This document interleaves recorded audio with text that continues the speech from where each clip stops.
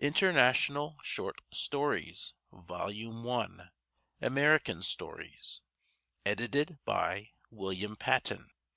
Section 27, Mr. Dooley on Corporal Punishment, by F. P. Dunn. "Well, sir," said Mr. Dooley, "I see that some school teachers down East have been petitioning to be allowed to slug the young." "How's that?" asked Mr. Hennessy. "Well," said Mr. Dooley, "they say they can't do anything with these tender little growths unless they use a club. They want the Board of Edjucation to restore what's called corporal punishment. That is the fun of lickin' some one that can't fight back. Says one of them, 'The little ones under our care are far from bein' the small angels that they look. As a matter of fact, they are rebellious monsters that must be suppressed by vigorous and,' says he, 'stern measures. Is it right,' says he, 'that us schoolmasters should daily risk our lives at the hands of these ferocious and tigerish inimies of human society without havin' a chance to pound them? Yisterday a goolden-haired imp of perdition placed a tack in me chair. To-day I found a dead rat in the desk. At times they write opprobrious epithets about me on the blackboard, at other times crude but p'inted caricatures. Nothin' will control them.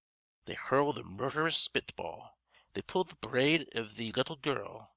They fire baseballs through the windows. Sometimes lumps of chewin' gum are found under their desks where they have stuck them for further use. They shuffle their feet when I'm narvous. They look around them when they think I'm not lookin'. They pass notes grossly insulting each other. Moral suasion does no good. I've thried writin' to their parents askin' them to cripple their offspring, and the parents have come over and offered to fight me. I've thried keepin' them after school, makin' them write compositions and shakin' the milk teeth out iv 'em, but to no avail. Me opinion is that the average small boy is a threacherous, dangerous cratur like the Apache Indian, and that the only thing to do with him is to slam him with a wagon spoke," says he. "And the Board iv Edjucation is discussin' the petition. It can't quite make up its mind whether Solomon wasn't right. Solomon said, accordin' to Hogan, 'Spiled the rod and saved the child.' He must have had a large family if he was anywhere near Teddy Rosenfeld's law iv averages.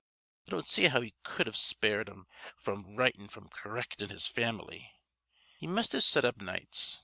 Anyhow, the Board of Edjucation's discussin' whether he was right or not. I don't know meself. All I know is that if I was a life insurance canvasser or a coal dealer or something else that made me illegible to be a mimber iv a Board iv Edjucation, and an able-bodied man 6 feet tall came to me for permission to whale a boy 3 feet tall, I'd say, 'I don't know whether you are competent. Punishin' people requires special thrainin'. It ain't everybody that's suited for the job. You might bungle it. Just take off your coat and vest and step into the next room and be examined. And in the next room the ambitious educator would find James J. Jeffries or some other ekely efficient expert ready for him, and if he come back alive he'd have a certificate entitlin' him to whack any little boy he met, except mine. Sure, there'd be very few people to say they believed in corporal punishment if corporal punishment was gineral. I wouldn't give any one the right to lick a child that wanted to lick a child. No one should be licked till he's too old to take a lickin'. If it's right to larrup an infant of 8, why ain't it right to larrup one of 18? Supposin' President Hadley iv Yale saw that the left tackle or the halfback iv the football team wasn't behavin' right. He'd been caught blowin' a pea-shooter at the profissor iv eliminthry chemistry or pullin' the door-bell iv the profissor iv dogmatic theosophy. He don't know any different. He's not supposed to realize the distinction between right and wrong yet. Does President Hadley grab the child be the ear and conduct him to a corner if the schoolroom ain't wallop him? You bet he does not. President Hadley may be a bold man in raisin' money or thranslatin' Homer, but he knows the difference between courage and sheer recklessness. If he tried to convince this young idea how to shoot in this careless way, you'd read in the papers that the fire department was trying to rescue President Hadley from the roof of the building, but he declined to come down. "But what would ye do with a child that refused to obey ye?" demanded Mr. Hennessy. "Not being either a parent or an edicator, I never had such a child," said Mr. Dooley. "I don't know what I'd do if I was. The only thing I wouldn't do would be to hit him if he couldn't hit back, and then I'd think twice about it. The older I grow, the more things there are I know I don't know anything about, and one of thim is childer. I can't figure them out at all. What do ye know about them little ones that ye have so carefully reared be lavin' them in the mornin' before they get up and losin' your temper with at night when ye come home from work? They don't know ye, and you don't know them. You'll never know till it's too late. I've often wondered what a little boy thinks about us that call ourselves grown up because we can't grow any more. We wake him up in the mornin' when he wants to sleep.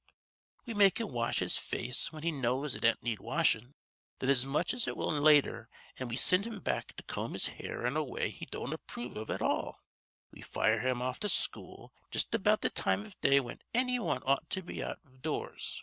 He trudges off to a brick buildin', and a tired teacher tells him a lot of things he hasn't any interest in at all, like how many times 7 goes into 100, and 9, and who was King the 4th England in 1322, and where is Kazabazoo on the map. He has to set there most of the pleasant part of the day with 60 other kids, and every time he tries to do anything that seems right to him, like jabbin' a friend with a pin or carvin' his name on the desk, the strange lady or gentleman that acts as his keeper swoops down on him and makes him feel like a criminal. Towards evenin', if he's been good and repressed all his natural instincts, he's allowed to go home and chop some wood. When he's done that, and he's just managed to get a few of his friends together, and they're beginning to get up interest in the sport of throwin' bricks down into a Chinese laundry, his little sister comes out and tells him he's wanted at home. He instinctively pulls her hair and goes in to study his lessons so that he'll be able tomorrow to answer some ridiculous questions that are going to be asked him. After a while you come home and greet him with your usual glare, and you have supper together. You do most of the talkin', which ain't much. If he tries to cut in with something that intelligent people ought to talk about, you stop him with a frown. After supper he's allowed to study some more, and when he's finished, just as the night begins to look good, he's fired off to bed and the light is taken away from him. He sees ghosts and hobgoblins in the dark, and the next he knows he's hauled out of bed and made to wash his face again. And so it goes. If he don't do any of these things, or if he doesn't do them the way you think he's the right way, some one hits him or wants to. Talk about happy childhood.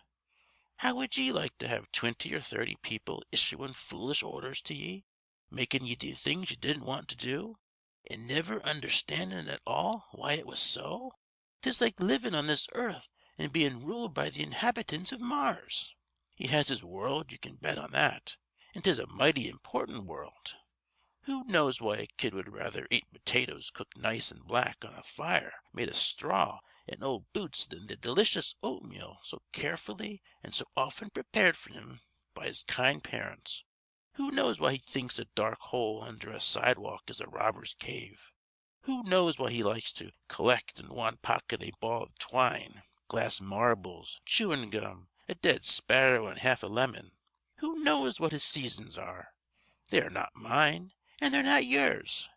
But he goes as reg'lar from top time to marble time, and from marble time to kite time, as we go from summer to autumn and autumn to winter.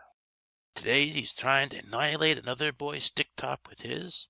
Tomorrow he's tryin' to sail a kite of a telegraph wire. Who knows why he does it?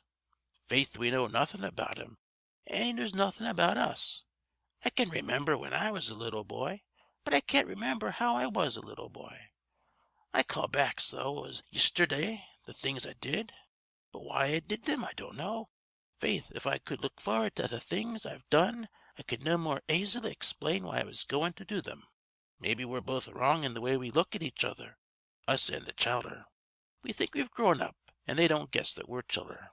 If they knew us better, they'd not be so surprised at our actions, and wouldn't force us to hit them. When ye issued some foolish order to your little boy, he'd say, 'Papa is fractious to day. Don't you think he ought to have some castor ile?'" "It's a wise child that knows his own father," said Mr. Hennessy. "It's a happy child that doesn't," said Mr. Dooley. Section 28.